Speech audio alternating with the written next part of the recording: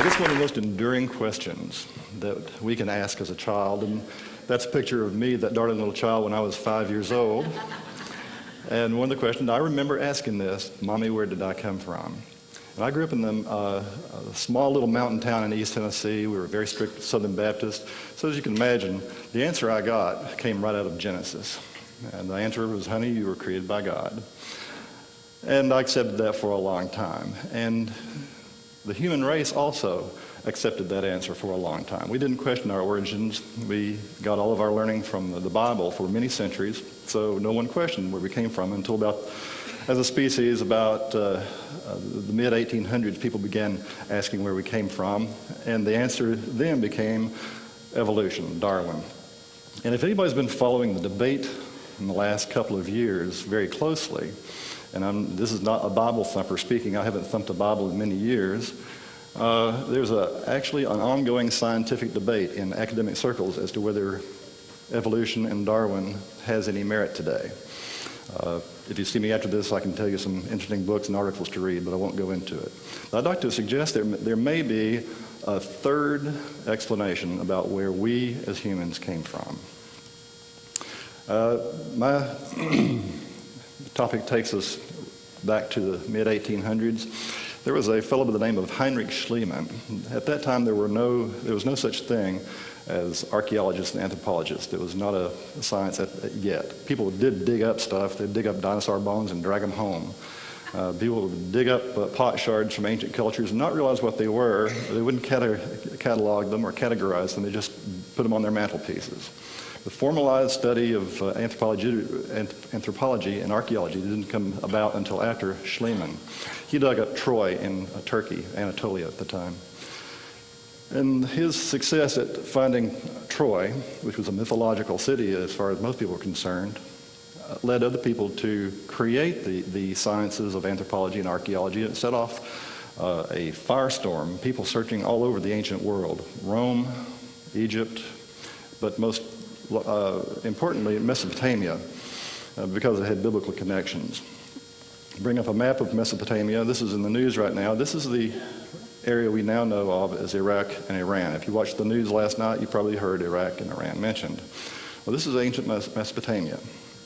And as archaeologists began digging, they went progressively. They found the cities of Kish and Nippur, and they were astonished to find these cities that had been referred to in the Bible. The city of Ur, where Abraham supposedly came from in the Hebrew Bible. And what they had actually found was the most ancient civilization of all, ancient Sumer. Sumer grew up about 6,000, it hit its height around 6,000 years ago, 4,000 BC. They found thousands of these little clay tablets, hundreds of thousands, I should say. They're so common, you can even find them on eBay. I have some authentic clay tablets in my personal collection, paid a couple of $100s for them, and I have a piece of history that goes back 4,000 years. Had this odd little cipher on them that came to be known as cuneiform. They were written with holding just a little patty of river clay with a wedge stylus. And they would fire them in a kiln, and these clay tablets were used to cover everything: contracts, marriages, divorces, bills of sale, anything that had to be recorded in a civilization were recorded on clay tablets. And they noticed one other thing. When they finally, when Rawlinson finally broke the code and was able to interpret these clay tablets, they found that in many of the clay tablets, they referred to gods. And I want to point out little g, not a capital G. Many gods, and they said that these gods were present in their lives, that they lived among them. They flew in the skies.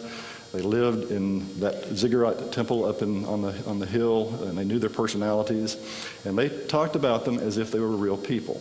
And I'm going to get into that a little bit more. These are some more clay tablets. These are this is what one of the gods looked like. This is from a Assyrian wall. And I'll quickly go through a couple of other clay tablets. There was no uniform size or shape. Let me point out this one on the lower left, the beer allocation tablet. The Sumerians loved their beer. In fact, they invented beer. In fact, the Sumerians, or out of the Sumerian culture, came nearly all of the firsts that we regard as necessary for a culture. Another means of communication was a thing called a cylinder seal. If any of you signed a check in the past week, have you ever wondered why just by signing a check that makes it a legal document?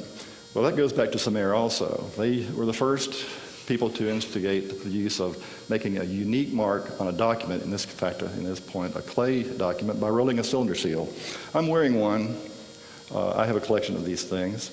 And if you'd like to see it later, approach me later and I'll show it to you. I have some as old as 4,000 years old. Another cylinder seal. These were all unique, of course, so it was just like a signature. To sign a document, you'd take this cylinder seal off your neck, roll it in the clay, they would fire it, it became a permanent record. This is a cylinder seal. This one's found in the Berlin People's Museum. We're going to be coming back to this, but I want you to look at two things. This is the god Enki, and he's the seated one with the horns, and you can always tell the high-ranking Sumerian gods because they wore horned helmets. And he is presenting to the human, who is last in row there, with the plow. And this is the gift of agriculture. And by the way, all of the advances that the Sumerians had made, they said, we did not develop this. Now, I know human nature. If I were to develop something, I would want it to be called the Stanley process. And you probably would too. But they said, we didn't create all these things. These were gifts from the gods. And this shows the gift of agriculture from the god Enki. Now, I want you to notice in the upper part of that, there's a little depiction of the solar system. We're going to get back to that later. Another thing I want you to notice is if the god Enki in that cylinder seal were to stand up, he would tower over the human, the two humans in this depiction. And likewise in the other cylinder seal, the wall depiction rather, this is a priest administering to one of the gods, and you can see if he were to stand up, he would be immense. And this is one of the characteristics of the gods. They were very large people. They called them the Anunnaki. And it comes down through later Hebrew. If you look in the Bible, you'll find about 20 references to the Anakim, also the Nephilim. This goes back to Sumerian times when the Anunnaki were the gods. Here's another cylinder seal drawn, and it shows the plow actually in use. And notice up in the sky is a little cross-like object. I'm going to cover that a little bit later too. Just want to call your attention to it. One more depiction of one of the gods with a human.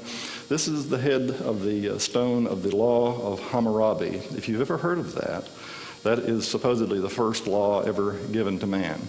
Well, first, Hammurabi did not write the code. He claims in the prologue to the law that the law was given to him by the god who is seated there, Shamash.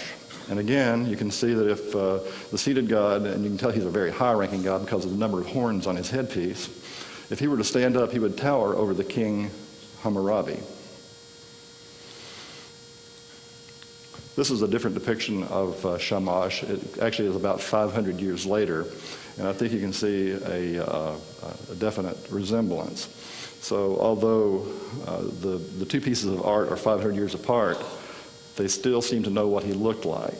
So that indicates to me that just perhaps Shamash was a real person.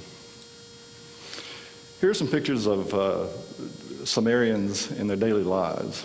These are humans. These are on this side upper is a priest, and on the far side over there is a scribe. The others are merchants and people of the middle class.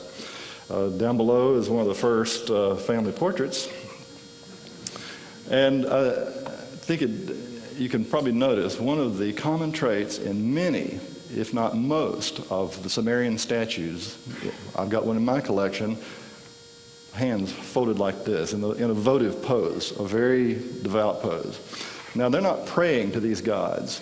We didn't come about the concept of praying as we know it until much later. The word prayer actually goes back to a Hebrew word, avad, which goes back to the Sumerian word, avad, which means work for. These Sumerians did not pray or worship their gods. They worked for them. This is King Gudea. And these are different depictions of him throughout his life. He had a nice long reign, and he built the ziggurat at Ur. It's still standing today. It's being guarded by American troops. And again, you see that votive pose, as if to say, I work for my God. Sumer blossomed about 4000 BC. It was at its height.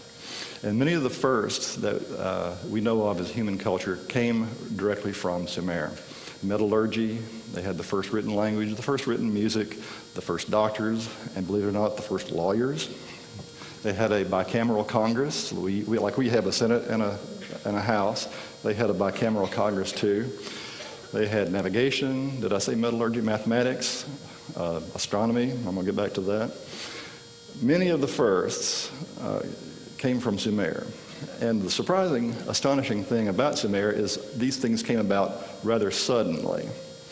Now, when I say suddenly, I'm talking about a couple of thousand years, but in terms of human development, that's very sudden. Here, by the way, this is Sumer was the first to have a standing army. I was in the Marine Corps, and I know from that experience that any kind of military is a huge organizational endeavor with training and supplies and logistics and all that goes with it. Well, Sumer had ample people and resources to have a full-time professional standing army, and here's one depiction of them.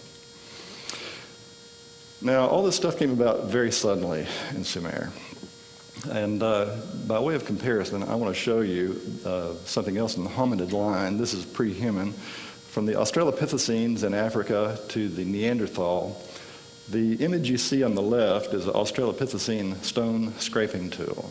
And it took 2 million years to get from that tool to the tool over on the left. And archaeologists will tell you that this is an improvement because it's more hand-sized, many more chips are taken out of it, it's a more refined object. To me, they both look like stones, but I've had archaeologists and anthropologists tell me, no, this is a much improved model. So if I were to illustrate the 2 million years it took to go from one stone to the improved model, then compare that, I'm going to pull in, running across the screen there, I don't know if you can see that or not.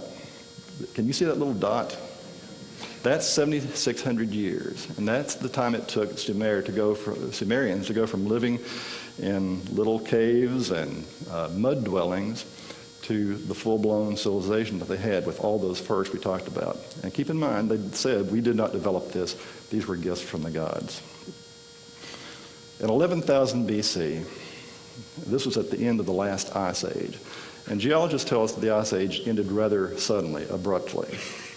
Humans were living just like this. You've seen the cave paintings in Lascaux, France, and this is from the tents. Those are from a dig in the Ukraine. This is how the hominids lived for the most part. There were a few who didn't. They lived working for these gods. But the excess population, the most of humans, the rest of them, us, lived out under rather extreme conditions. After the Ice Age had ended abruptly, suddenly, within 3,600 years, and that's a figure to keep in mind, 3,600 years, we were living in communes, making pottery, doing little agriculture, and then 3,600 years, for a total of 7,200 years, we were living in cities with multi-storied buildings, fine art, music, written language, and all that goes with it. And by the way, at the end of that ice age, there's many tales. You've probably read about it when you were a child in the Bible, the flood. Well, the Sumerians said all that triggered this was the Great Flood. In fact, every culture on Earth has a story about a prehistoric flood.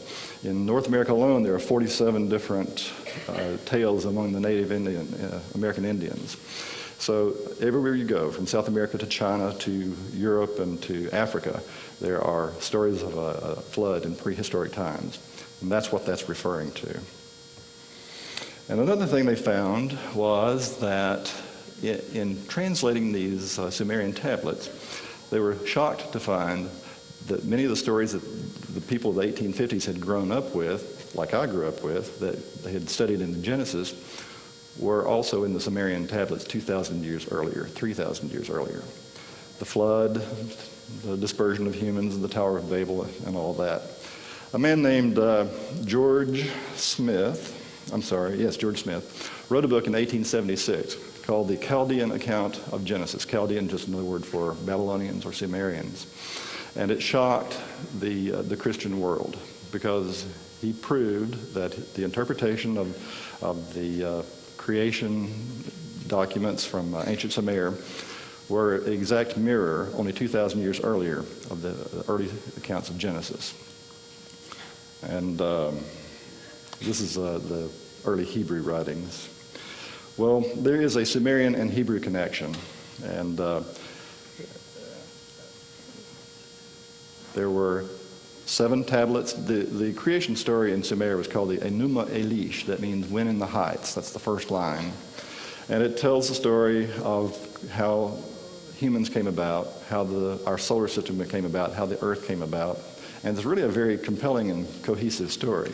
There were 7 tablets of the Enuma Elish, and you can see these in museums, copies, because there are many copies of them.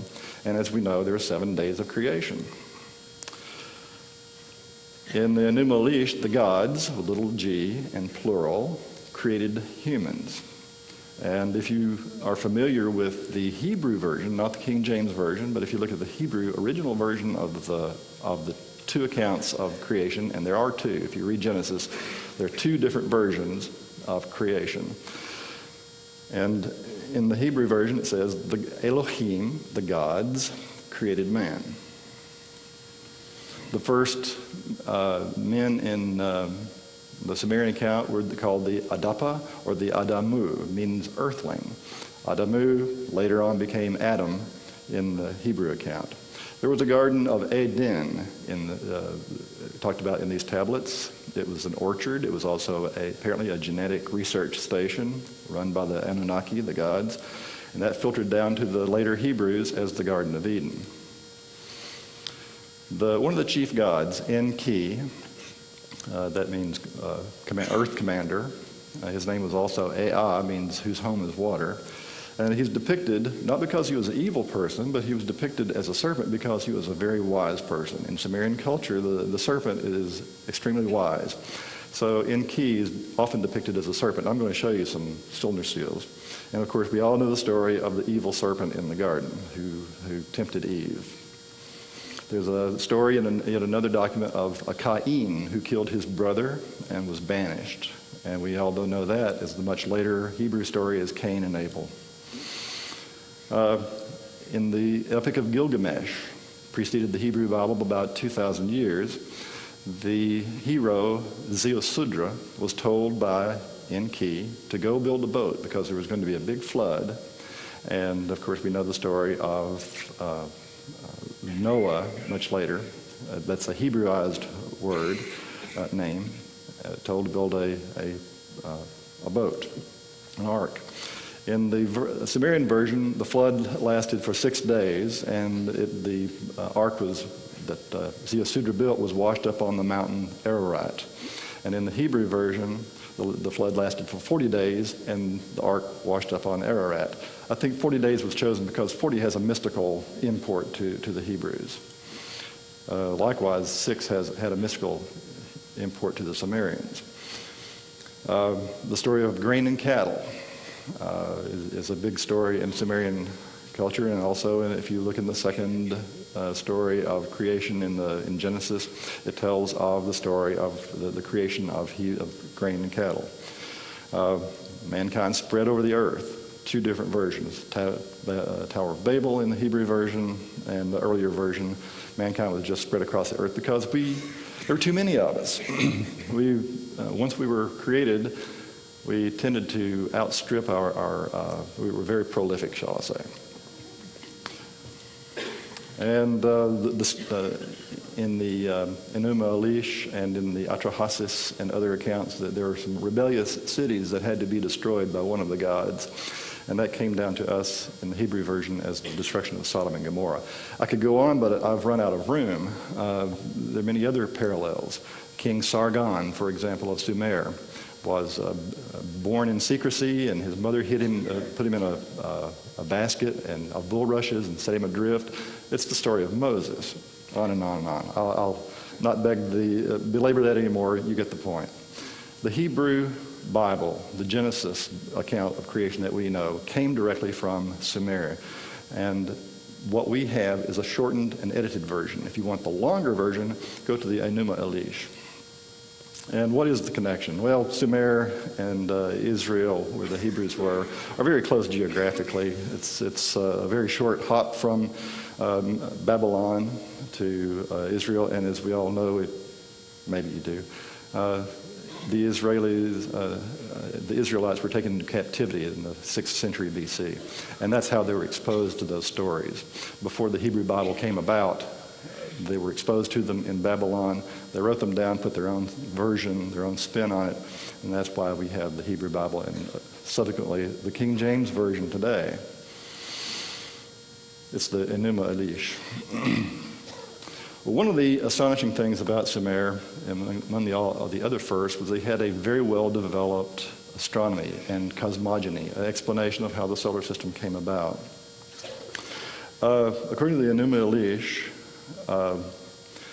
it told of an intruder planet that wandered into our solar system, collided with another planet existing. It was called Tiamat. It was between the orbits of Mars and Jupiter. It cleaved the planet in half and shunted the surviving half into a new orbit. It became the third rock from the sun. Now, if you look at the way we know our solar system today, we have the sun and the planets. Well, the Sumerians had had a similar way of looking at the solar system. I'm going to zoom in on this. Can everybody see those? If you count the sun at the middle, there are 11 other planets around it. Now, they counted our moon as one of the planets, so that's why the count, stick with me on this. If you count the sun and the known planets and the moon, you come up with 11 points. And in the color version, in the upper right-hand corner, is something, it's a 12th planet. They claimed that this 12th planet, and that's, don't forget, including the sun and the moon, is a part of our solar system. They call it Nibiru. That's the home of the Anunnaki. That's where they said the Anunnaki came from, was Nibiru. This brings us to Zechariah Sitchin. Over a personal event that happened in Zechariah's life, he spent a lifetime looking for who the Nephilim were. Zechariah was born in Russia, but he grew up in Palestine before it was Israel. And he set off on a life mission to discover who the Nephilim were. He went to college at the London University, studied economics and history, and became a very good Orientalist, a historian, and a linguist. He's one of 200 people in the world who can actually read those cuneiform texts in the Sumerians created. And in 1970, well, before I touch on that, the Nephilim, if you take that word apart, the Hebrew, Nephal means to come down, to descend. And if you add the plural ending, him, you get those who came down. And the Hebrew version, Nephilim, means those who came down. Well, came down from where? As a similar model, the word for God in Hebrew is El.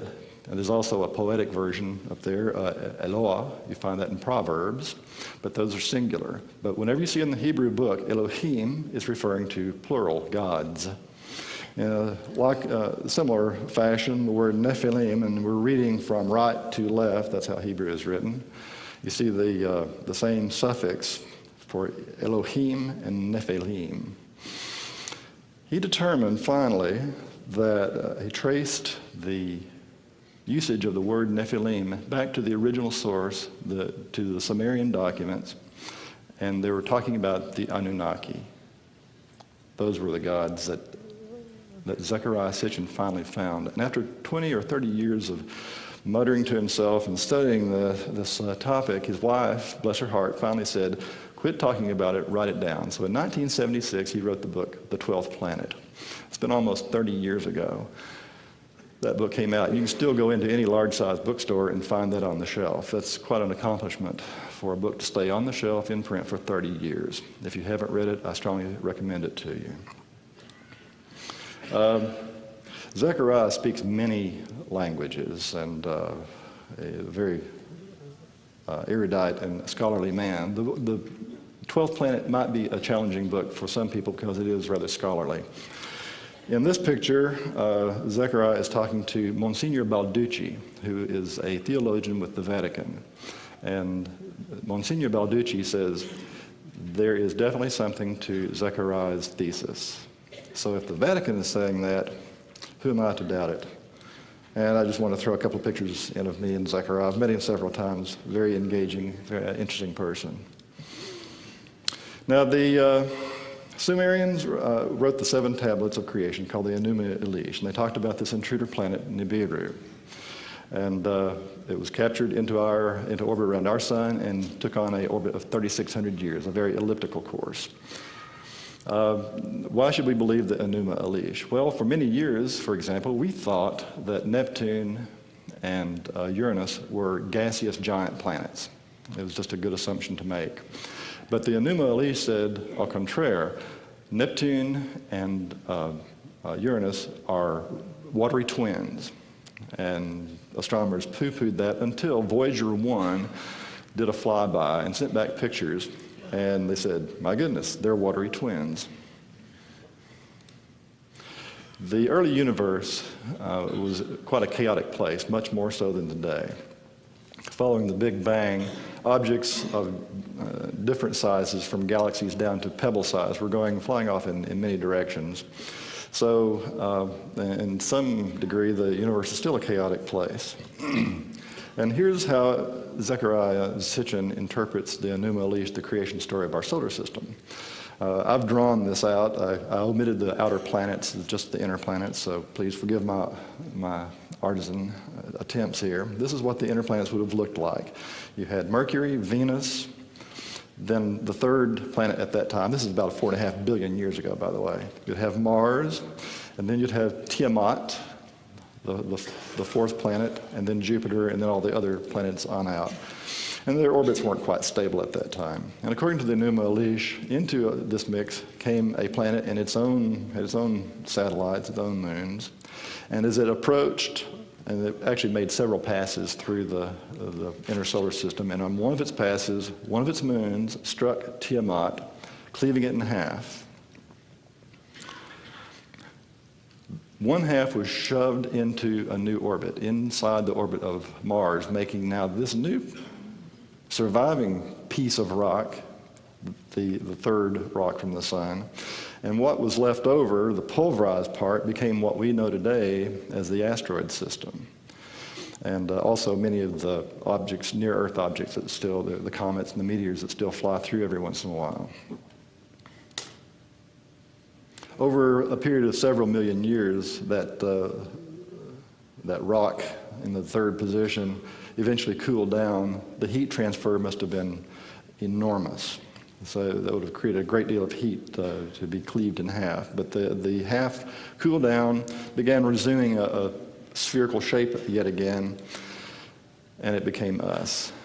We're living on half of a planet right now. We are living on the surviving part of Tiamat. This is what if you're looking overhead, looking down on our solar system,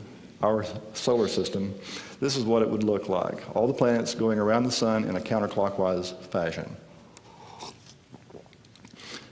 And this is what the orbit of Nibiru, who's now a part of our solar system, the 12th planet, would look like. It comes in every 3,600 years and goes back out.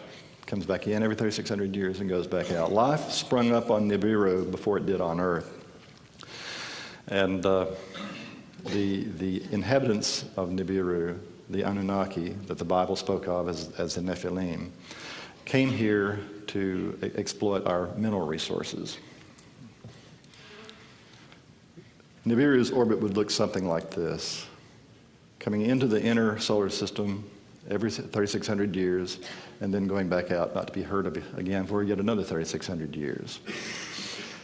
And it's at this point, I think, and Zechariah thinks, and many other writers think, that every time the planet comes in, the Anunnaki come over here, check us out, pick up some more minerals, and lately have been imparting to us technology like the plow and other things, maybe doing some genetic upgrades, and then going back on their merry way. They don't want to stay here because this is a tough duty station for them. This is a hostile place for them to live. Sometimes it's a hostile place for us to live. They call the planet Nibiru, throughout human cultures all over the world, it's called the planet of crossing because it comes through, it crosses through our sky, crosses the orbits of Mars and Jupiter. It revisits the asteroid belt where it first struck the planet Tiamat before going back out. It never comes near Earth. It's not a physical threat to Earth. But the cross symbol predates Christianity by many thousands of years. Here are several of them. The upper right is an Egyptian cross, or a drawing of one. The two in the lower left, those are pre-Columbian in South America. And over here, if I can get my pointer to work, maybe you can see it from the Egyptian Book of the Dead. There are two crosses in that depiction. I can't seem to point it. Perhaps you can, I can't see where it's falling. Anyway, I trust that you can see those two crosses in the Egyptian Book of the Dead. And here's yet another Sumerian cylinder seal with what looks like a Maltese cross on it. Well, people for years looked at Zechariah Sitchin's 12th planet and said, you can't have planets that have that wild of an orbit, that eccentric of an orbit. It just probably wouldn't happen. Well, just recently, in 2003, the French science magazine Science et Vie, Science and Life, a French astronomer said, yes, there probably is another planet in our solar system, and it probably has a very elliptical path, just like this. Science is beginning to catch up to this idea. And in fact, I noticed on space.com, the website, I don't know if you can read that or not, but there was an article that said that, in fact, many orbits, many planets have eccentric orbits, wildly eccentric orbits. So it's not so unusual. I think Zechariah truly onto something. Now this is a depiction of a cylinder seal. For some reason, the Sumerians gave Mars the number 6, and Earth was depicted as number 7 for some reason. And you see in the right hand, there's a god probably in key on Earth, and you count the 7 dots, and there's the moon. And he's communicating, saying hello to someone on Mars, and I know it's Mars because there's a little object that has 6 points on it. And they're probably using what looks like some communication satellite to say hello. And for years, Sumerian scholars didn't know why Mars was depicted with the number 6 and why Earth was depicted as the number 7. We think of ourselves as the third rock from the sun, so we'd be number 3, and Mars would be number 4. And in fact, there's another cylinder seal below there showing Earth and Mars. Well, it took Zechariah to figure out that if you're coming into our solar system from the outside, if you count from Pluto to Uranus and Neptune, Saturn, Jupiter, the 6th planet you come to is Mars. And then the 7th planet you come to is Earth. So that's why Earth is depicted as 7 and Mars is 6. Interesting, huh? Now, the Sumerians tell us that these gods were real flesh and blood people. They had warts and all. They were sometimes nasty people. They were sometimes beings. They were sometimes had altruism. They had good traits. They had bad traits. And they were living among them. In fact, in every city, there was a sacred precinct with its own ziggurat, and that's where the local god lived. And all the people around, they had one job. They worked for that god. They worked in the fields, they worked in the stables, they worked at goldsmith. All the work they did was for the god that they served. They say these gods had an advanced technology. Now the Sumerians, being just recently literate and not having this technology, by the way, the humans did not have this technology of flying and communicating long distances and radar and going into space and all that. They wrote them down on these clay tablets to the best of their ability. The gods are often depicted as eagles too. Now this is not really unusual. We do the same thing. When the moon, when Neil Armstrong sat down on the moon, he said, "Tranquility Base here, the eagle has landed." And if you flew here, like I did, the pilot on my jet had wings. All this does is say, we fly. And similarly, those priests who served Enki is associated with water, they're shown as fish. That's one of the priests in the middle there with the fish headdress. That means he's a priest who serves the god Enki. And our submariners, on their uniforms, they show dolphins and fish. So not much different from what we do. The motif of flying is very common throughout the Sumerian culture when they refer to the gods. They were a flying culture. They never say that the gods themselves could lift up bodily and fly. They said they used machines. A black flying bird, it's sometimes described as something that's very stealthy and very fast, something very noisy. Sounds like a jet or a rocket. You've probably seen this. It's from the New Kingdom Temple. It's just south of Cairo. And I've heard different explanations of this, trying to debunk this, but every time I look at it, I still think, no, I'm looking at helicopters and flying craft. That's 3,000 years old.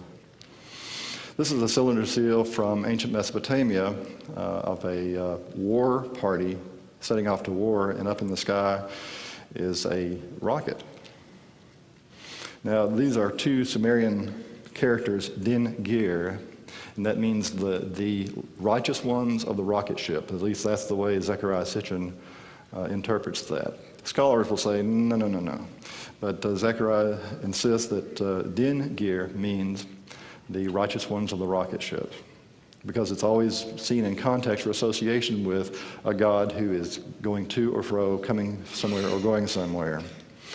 And it's not a leap of intuition to see that it resembles one of our early rocket ships with a capsule on it.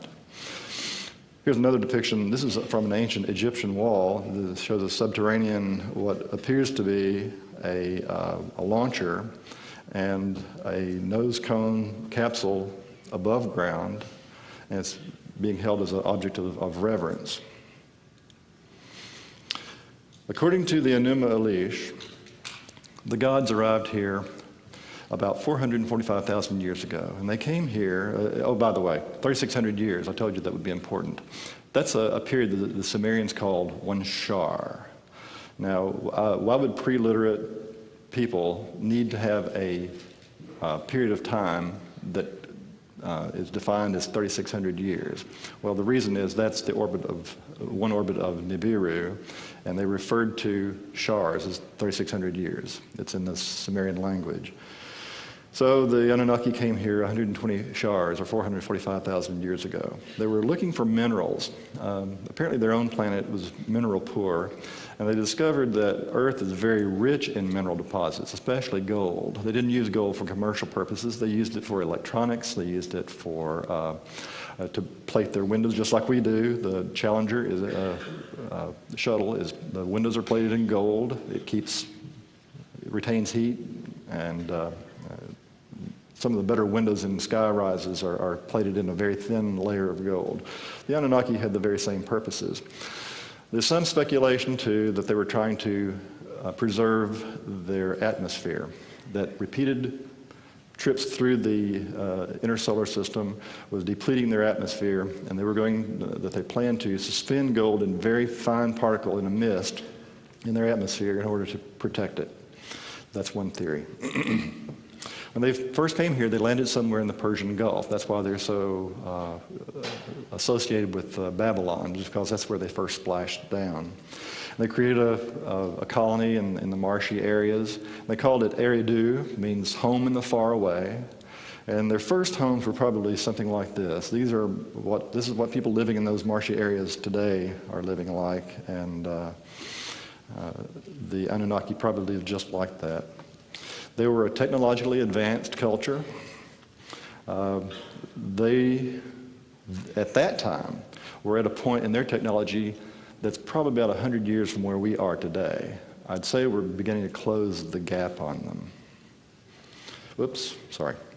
They apparently used some kind of storage device, a computer device. It's referred to frequently as a meh, spelled M-E, a meh. They tried to steal them from one another. They were very highly prized, like I prize my laptop here. They had extreme longevity, living in thousands of years. The early Sumerian king list Anunnaki rulers who ruled thousands of years.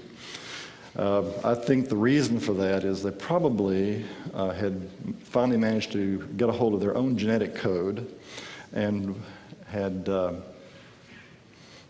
fixed the problem of aging. I personally see aging as a medical problem, as maybe even a disease. I'd love for us to advance our genetics to the point where we can live to 200 and 300 years. I think that's going to happen very soon.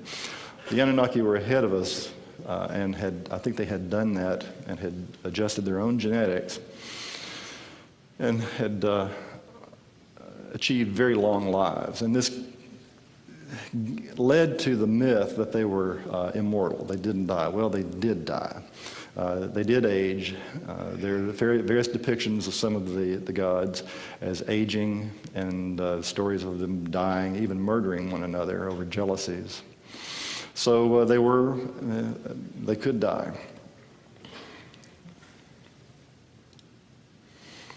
Their first plan was to obtain the gold from the Persian Gulf waters, but that didn't work out. So they found that there were huge earth deposits of gold in what was called Absu, means the lower world. Now, from Sumer to the lower world, southern Africa, is a southerly direction. And this implies to me that someone had an idea of global spatial concept. They also called what we call the Mediterranean Sea, they called it the Upper Sea. And you don't know that it's the Upper Sea unless you can depict or picture in your mind the globe as a sphere oriented North Pole, South Pole. So the Mediterranean Sea was the Upper Sea, and Southern Africa was the lower world. They set about mining this gold in southern Africa, and they worked there for many thousands of years. And they would transship the gold shipments first to Mars and then to Nibiru every time it came through. Now, I mentioned Mars. Let me throw up some real quick pictures. Everybody here should be familiar with the planet Sidona and some of these odd pictures that have been taken. We don't know what some of these are. This is something, if you go on the name escapes me. Hoagland, thank you. Hoagland's website. This is referred to as the fortress. Straight objects and things with angles don't occur in nature. These appear to be artificially manufactured something. That's huge, whatever that is. And here's an anomaly found in one of the craters in Mars. Something has happened on Mars in ancient times. We're just not sure what. But I suspect that whatever it is, we will find it was connected with the activities of the Anunnaki. Anyway, back to our story. Down in the mines, the lower echelon ranks of the Anunnaki had worked there for many thousands of years, and they were frankly just quite tired of it. Mining, even as safe as we've made it today, is still hot, brutal, dangerous work. So they mutinied. They said, no more. We don't want to do this anymore. And put the whole mission in jeopardy until the god Enki stepped up and said, I have a solution. The being exists on this planet. I can impose the genetic imprint of the gods, us, the Anunnaki, and create us a worker. They were looking for a worker that would be obedient, would follow orders, could handle tools, had a grasp of a human hand.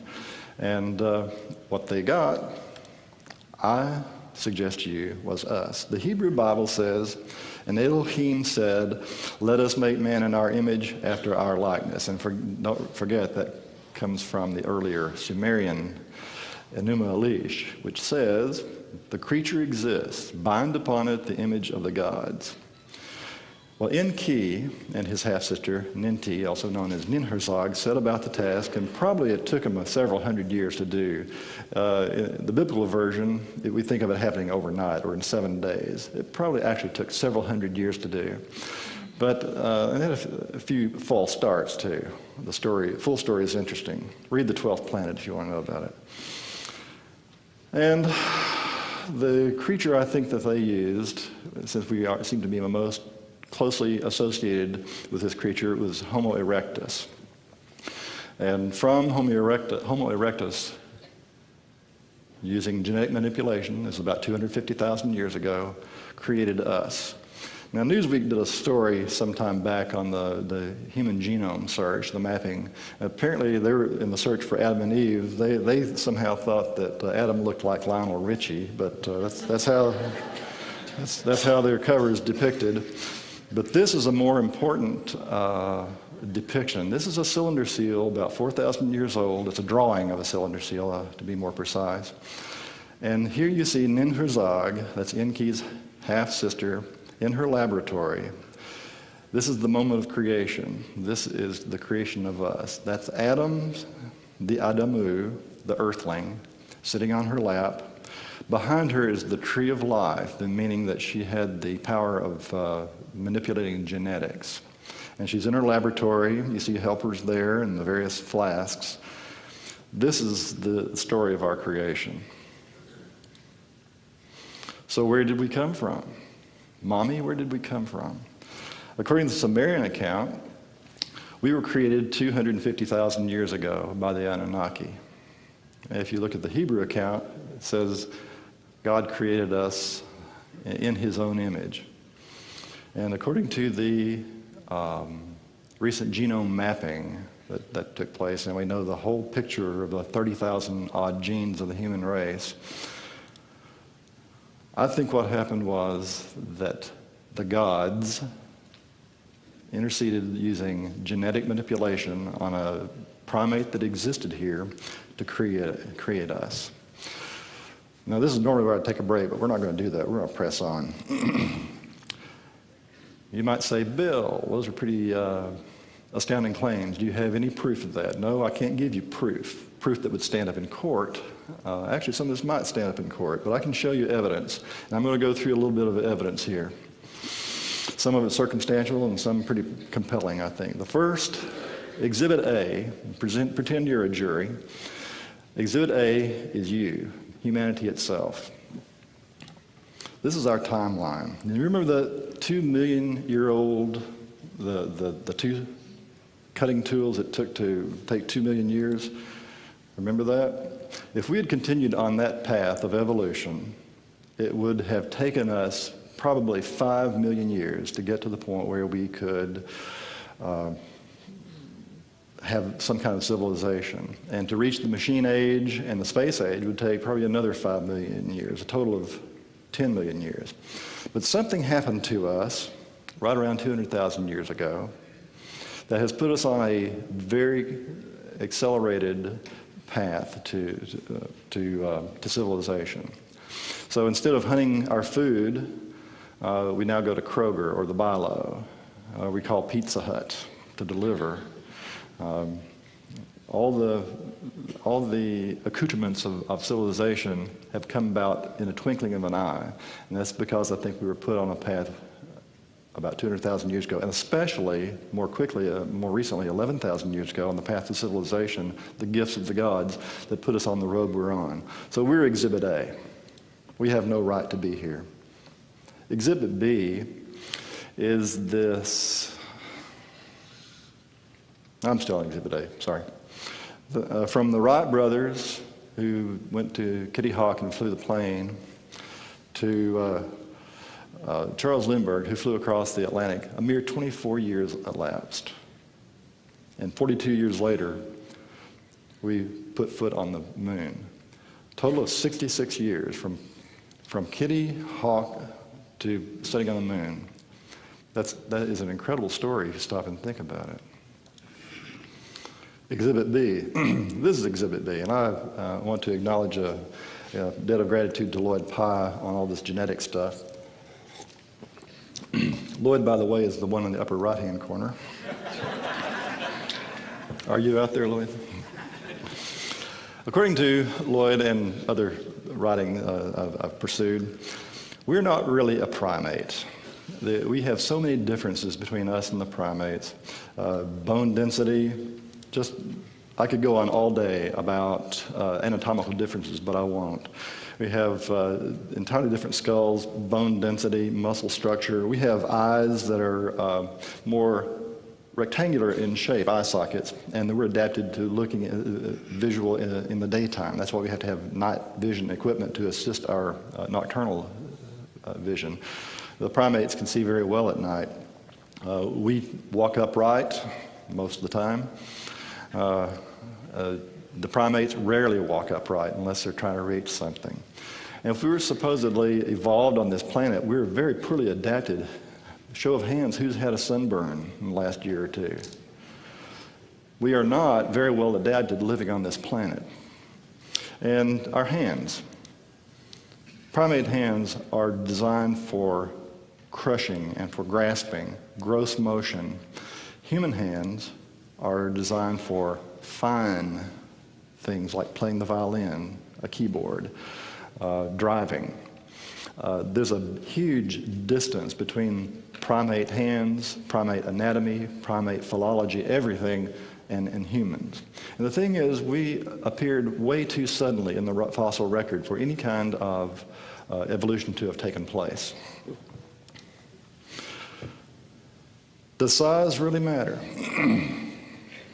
In terms of brain power, it does. And more importantly than size are the convolutions of the brain. Now, here's, I don't know if you can see that or not, here's a postcard next to a mouse and a small marmoset monkey. If you took a marmoset monkey's brain and all the convolutions and spread it out, it would cover that postcard. The mouse's brain would cover the postage stamp. A chimpanzee, or in this case, Homo erectus, if you did the same thing, we can extrapolate this from fossil finds, spread out the brain and smooth out all the convolutions, would cover about one page, about that size right there. But suddenly, in the fossil record, humans appear 250,000 years ago with no precedence. We're just there. And our brain would cover 4 pages. And we appeared too suddenly to have evolved here. Something happened. We are a special case of evolution. But I can talk about that stuff all day and not convince you. The real story about the difference between us and the primates is told in the genes. All of the primates have 48 sets of chromosomes. Humans alone have 46. You don't lose 2 chromosomes and come out better, and not just slightly better. I'm talking about vastly better. Well, the story is told right there in the 2nd and 3rd chromosome. We didn't lose anything. In the human chromosome, in the human genome, the 2nd chromosome is the 2nd and 3rd primate chromosome that have been fused. And that's a process that doesn't occur in nature. That's a process that occurs in the laboratory. That right there is the smoking gun. And also geneticists have pointed out that in doing the human genome mapping, they came across 223, they call them alien genes. I think they're more right than they know. And another thing about humans, Darwin himself said that we have all the earmarks of a domesticated animal because of the great number of genetic defects that we have. Animals occurring in nature have very few genetic defects. Does anybody care to guess how many defects humans have? I heard 1,000. Do I hear 2,000? Do I hear 4? 4,000? We have over 4,000 genetic defects. We're finding a new one or two every year.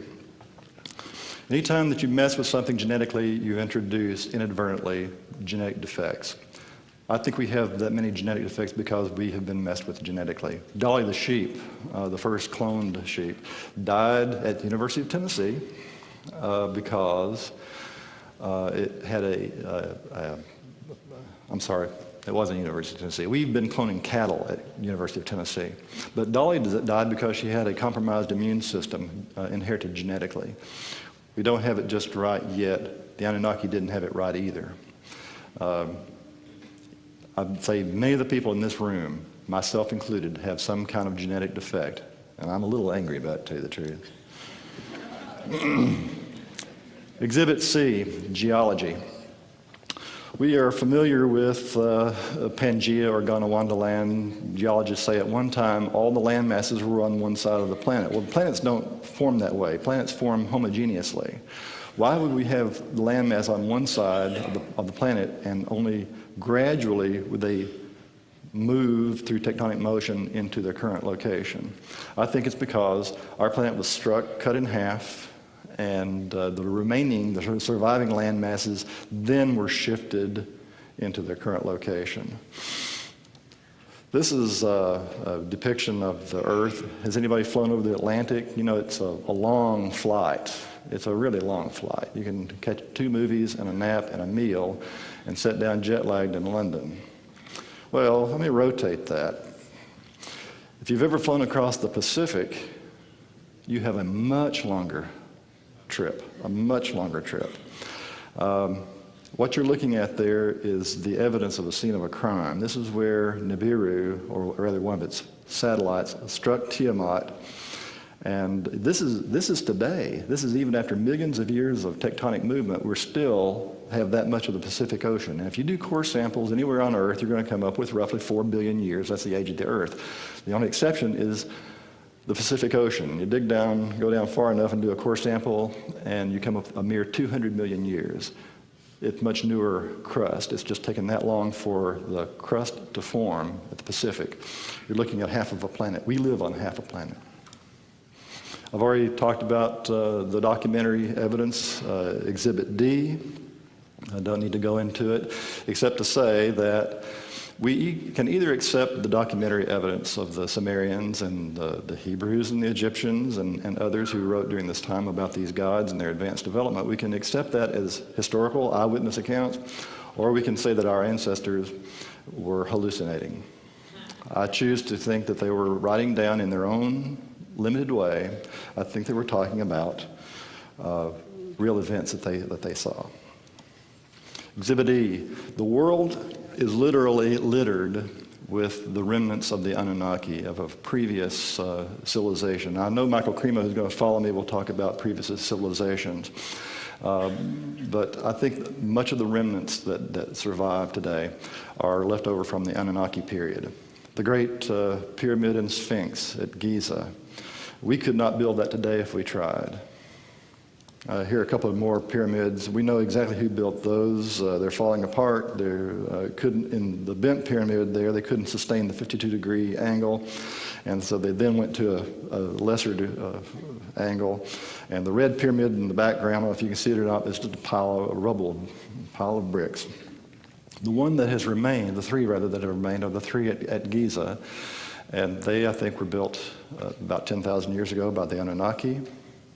And so were the Sphinx. In fact, the recent evidence, if you are familiar with the writings of Professor Schock and West, said, yes, indeed, these were built around 10,500 years ago. If they were, then they were built by the Anunnaki. I won't go into this in great detail, but this is a palette that shows in the upper right-hand corner that the pyramid already existed in the time of Menes. That predates Khufu by about 1,000 years. So sometimes the Great Pyramid is attributed to Khufu. He could not have built that. It didn't happen. And by the way, these pyramids were never the tomb of anybody. Here's another little artifact in the museum. I took this picture in the British Museum. It's a Sumerian object, and it tells the story of Enki coming, Enlil, another god, coming to Earth and how he got here. People don't just make this stuff up unless there's something to base it on. And I think the Sumerians who created this based it on the story told to them by Enlil. Exhibit F, I call this technological parity. When these tablets were first interpreted in the 1850s, they were immediately put down as myth. These things could not happen because people couldn't fly. I flew here, by the way, as some of you did. But back in the 1850s, people couldn't fly, and they certainly couldn't go into space or do genetic research and create new species. They couldn't communicate over a long distance. And I communicate over long distance all the time. Most of you do. I've got a cell phone. Big deal. Most of us do. But to the Sumerians, that was a big deal. These gods were able to communicate over great distances. They had weapons that could destroy single cities with one weapon. And they were able to go probe other planets and go places. Well, we have reached that point. I suspect if we found these clay tablets today, we would say, oh, this is indeed a previously unknown advanced civilization. But because these clay tablets were discovered by men of the 1850s, they couldn't possibly be true, so they were put down as myth, and they've remained thought of as myth until this very day. I won't go into a whole bunch of these. This is the famous Piri Reis map in a Turkish museum. It shows the Antarctica region with all of its rivers and inlets portrayed. Piri Reis was an admiral, and he said he copied this map from older maps, which came from older maps. Nobody knows how far back those maps go, but the only problem is the Antarctica has been under about 2 miles of ice for the last 4,000 years. So there's no way he could have drawn this map. Who drew the original map? They think it may have come from the Anunnaki times, and also you had to be able to view it from the air to have drawn those maps. Anyway, the world of our museums, every museum has some kind of thing stuck in a drawer someplace that just doesn't fit the current paradigm. Exhibit H, astronomical exhibits. The Sumerians had a very good depiction of how our solar system came about. It would stand up under scrutiny today. We've already talked about that. Exhibit I. Agriculture. Now, we are told, we were led to believe that agriculture came about from early farmers and Neolithic hunter-gatherers taking these seeds and domesticating them into the basic crops we know today: wheat, emmer, oats, barley, rice, corn, and so on. Well, I'm going to suggest to you that did not happen and could not have happened. Some of the fossilized seeds that we know of are about the size of a flea or a grain of salt. Now you're going to tell me that some farmer who is struggling for existence picks up this little tiny thing, it's inedible, has to be changed at the molecular level, has to have more chromosomes added, has to be softened, and has to do it over several generations. So he tells his son, this will not put food on your table, but go forth and domesticate this, and tell your son to do that too, and perhaps in 300 generations we'll have food. I think the early humans were too concerned with living day to day, of hunting and gathering food that was already available, than to try to domesticate any kind of crop. And notice there have been no other major crops domesticated since then. We still eat wheat, barley, oats, emmer, corn, without much change, some hybridization certainly. But we have the advantage today of having genetic knowledge, just like the Anunnaki did. The Sumerians said that agriculture and all the crops that came with it were gifts of the gods. I believe them. I don't believe we could have possibly domesticated these crops. Same way with animals. We're told that the cattle is domesticated from this wild thing called an auroch. This is a depiction of an auroch in the Lascaux cave, and this is what they think it might have looked like. A human would have come up to about the tail. I don't think we had a chance of domesticating this. I think I wouldn't attempt it. I would hunt this thing with a 308, but I wouldn't try to bring it into my home and try to domesticate it. I think that any domestication that happened at the genetic level. I think it happened in the Garden of Eden, that botanical research place in Mesopotamia, and I think we were given cattle, goats, pigs, and all these other created animals and crops to tend for the Anunnaki and subsequently for ourselves. Well, any one of these you might be able to dismiss, but if you take them all together, I think you at least have to, when you're weighing that with the conventional knowledge, have to say this theory of human development has some merit. At least I'm going to remain an open-minded skeptic, and I hope you will remain an open-minded skeptic too. 2 books to read, Zecharia Sitchin's The 12th Planet and Lloyd Pye's Everything You Know Is Wrong. Great book. Will Hart also, Genesis Race. I won't go into this a great deal. I sort of need to move on. Yes.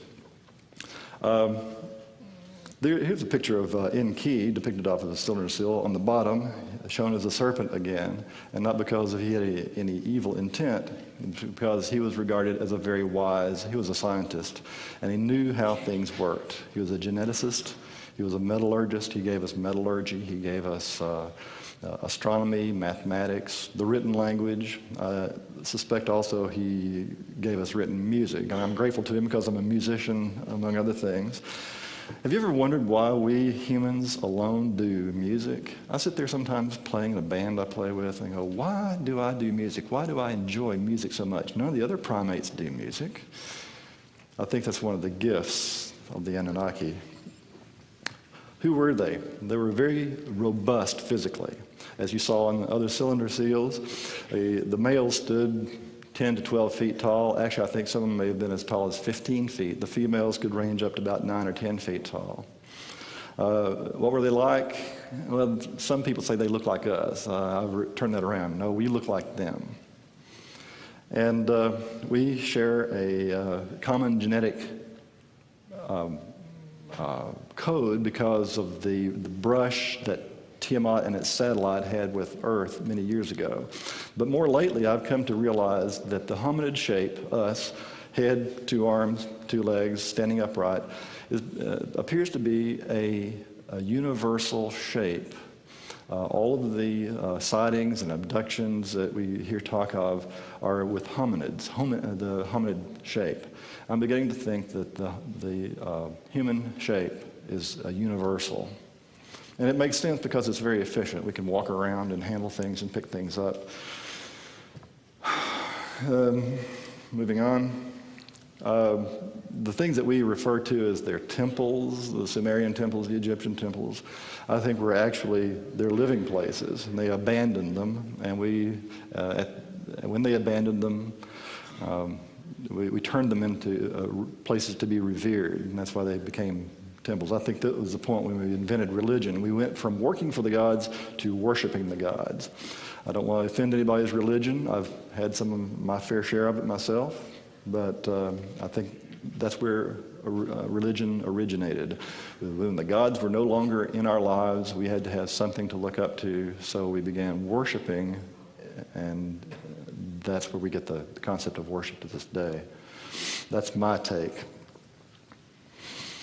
And when the sons of the Anunnaki, and this is mirrored in the Hebrew account, saw the little humans that they had created, they saw some of the females and liked what they saw. And they began intermarrying with them. And the upper echelon, the higher ranks of Anunnaki did not like what they saw. And this is not according to me or Zecharia Sitchin. This is right in the Enuma Elish. You can go read that. And the same thing, if you see, it came into Genesis, and then it's chapter 6, I believe, where it talks about there were giants in those days. And the gods, the Nephilim, did not like that their sons were intermarrying with this little being. Well, that story goes back to the Sumerian account. So the upper echelon, Enlil and others, said we need to put an end to this experiment. Their time on Earth was drawing at a close anyway. And they knew something. They knew that Earth was about to be flooded. They knew that there were some natural disasters about to happen, and they thought, well, we'll just leave the planet and leave this creature to its own devices. They've outlived their usefulness. We no longer need them. We'll let them perish in this coming flood. Nibiru was due for another pass-through anyway, and they were getting ready to go off planet.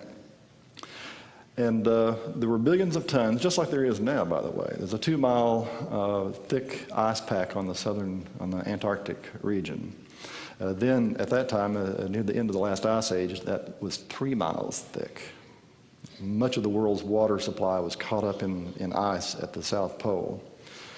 So they thought that the gravitational forces caused by the passage of Nibiru would cause earthquakes and might shake loose that ice pack, flooding the world. So they decided they were going to leave and leave us to perish. Time was about 10,500 BC, and with billions of tons on the Antarctic, this is probably about what it looked like. If you could get a cross-section of the Antarctica region, and you notice there's a shelf, and there is a shelf today. It's very small. Don't worry, we're not going to be flooded anytime soon. But this may happen again in our distant future as more and more ice builds up on the ice pack. Millions of cubic miles of ice just ready to drop in. Have you ever dropped an ice cube into a glass and had it splash on your floor? The tsunami that happened last year in the Pacific was nothing compared with what would happen, and that's exactly what happened. The ice pack, once it crashed into the sea, would send waters flooding northward, and that's why we have so many accounts of floods throughout the world. China, South America, North America, certainly the Middle East, because I think a flood actually did happen. Our ancestors did not hallucinate. They wrote down what they saw, and there's a very traumatic flood in our past. It might have looked something like that as the ice crashed into the sea, sending huge walls of water. Enlil had sworn everybody to secrecy. He's the God I love to hate. He wanted to do away with us. But Enki, he's the one who created us. He had developed an affection for us. And he took his favorite, who according to the Epic of Gilgamesh was Ziusudra, and said, I don't want my creation to perish. I want you to build a boat, a submersible boat, take on it. And he didn't take 2 by 2 animals like the Hebrew account shows. He took grain. He took genetic material. He said, take this on board and survive. Take your family. And that's precisely what happened. He built some kind of a submersible craft. And when the order was given, the gods lifted off. And this is, again, not according to me. This is according to the Enuma Elish and the Atrahasis and the Gilgamesh epic. And the floodwaters hit. The gods watched from outer space, and there are accounts of what they saw. There was weeping and wailing as they saw their former homes awash and flooded under several meters of mud, and all of the humans killed off. After the floodwaters subsided, they came back and found that there were still a remnant. In fact, Ziusudra had survived. And farther inland, there were other small settlements of humans that had survived, living in these cave-like conditions. The excess humans, those who weren't useful in the fields, those who weren't useful to serve and work for the gods, who couldn't live in the villages for one reason or another, just for overpopulation, were sent out, were thrown out of Eden, as it were. In fact, that's where that story came from. To being expelled from Eden, it came from the excess surplus population of humans were sent out to live on their own devices. Well, these humans living in those conditions were the Anunnaki took pity on them. And they thought, we're not ready to abandon Earth just yet, so as long as we're going to live here, even for another few thousand years, we need the help of the humans. So they gave us the rudiments of civilization and set us on that path of civilization so that we had agriculture, we had metallurgy, we had a written language, we could pass stuff on. In fact, some of the early surviving clay tablets are textbooks, how to do things. How to make beer, too. And then, shortly after that, we had a full civilization that really shouldn't be here. The only reason that we are here is because the Anunnaki gave us these things. This is Tukulti Ninurta. He served a god called Nisku. And about this is him in 1210 in Happy Times. In 1208 BC, just a few years later, this is another depiction of him kneeling before an empty throne. Excuse me. And the inscription that goes along with this says, "What will I do when my master has gone away? What will I tell the people?" The god he served, that he worked for, had gone. In fact, about this time, all the gods were departing Earth. They had all they needed from us, and it was time to go. So they left, and left us on our own devices. I think from that point we created religion, and all the forms that we have today, whether you think they're functional or dysfunctional, we're stuck with them. The church, the governments we have, stem from that time. Approach with caution. Humans live here. I heard the other day we just surpassed 6.5 billion people. I think we crowded them off. There were just too many of us. But they didn't leave entirely. I think they're still watching us. In fact, one of the terms for these beings throughout history has been watchers. In Sumerian, it was called igigi. In the Hebrew, it actually refers to some watchers. I don't have to tell you this room. I have to really convince people out there that there are UFOs. But here's some. I'll just real quickly go through them. This is in England. Here's one taken in Rhode Island just a few years ago. Here's one in Ohio over a farm. That picture was taken by our Mars rover in the skies of Mars. This is a drawing by a Soviet cosmonaut. Said he saw this while he was in space. And this is the last picture taken by the Phobos satellite sent by the Russians before it was thrown out of control. Something was there that shouldn't have been there. And make of this what you will. I've heard some people say, oh, that's just a fake. And this is from Mexico. And I've heard other people say, no, this is some of the best footage we've got of a UFO. I personally think this is an uncloaked beam ship. Watch as he goes behind that building. If that's a fake, that's a damn good fake. I think it's real. That's rare footage. This is where I work. I work in Oak Ridge, very near the Y-12 weapons complex. If anybody knows anything about nuclear energy and nuclear weaponry, Y-12 is the place where they keep all the really hot stuff. It's the most secure place probably in this country. Nothing gets in or out of there unless you are escorted or badged to go in it, and there's a no-fly zone. Nothing flies over it without permission. We were taking a picture of one of our dump trucks dumping at a waste site, and I get to review a lot of pictures, and I saw this, and I saw something up in the sky. I don't know if you can see it at that magnification. And in that direction, just 4 miles down the road, is the Y-12 weapons complex. I blew it up there a little bit. That's something over Y-12 that shouldn't be there. And if you look on Google, do a search for Y-12 or the Manhattan Project or Oak Ridge and UFOs, you're going to get a lot of hits because there have been a lot of hits, a lot of sightings over nuclear facilities. In fact, if you know the story about Minot Air Force Base and Malmstrom Air Force Base, there was an incident where UFOs appeared and then they shut down our entire nuclear capability at those sites. Those missiles were offline. They took our missiles offline, as if to say, be careful. We can do this to you. The upper picture is from the Cassini space probe. That's Saturn down below and something in the sky that nobody wants to talk about. And I believe that's a Billy Myers picture in the lower, I'm not real sure. This is Haleakala astronomy telescope.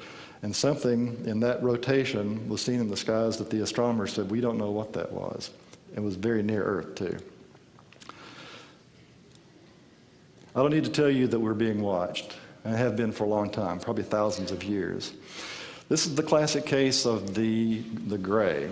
I think this is what the Sumerians were referring to when they talked about Igigi, or when the Hebrew Bible talks about the emissaries. I think they're talking about this being right here. And it's been around for many ages.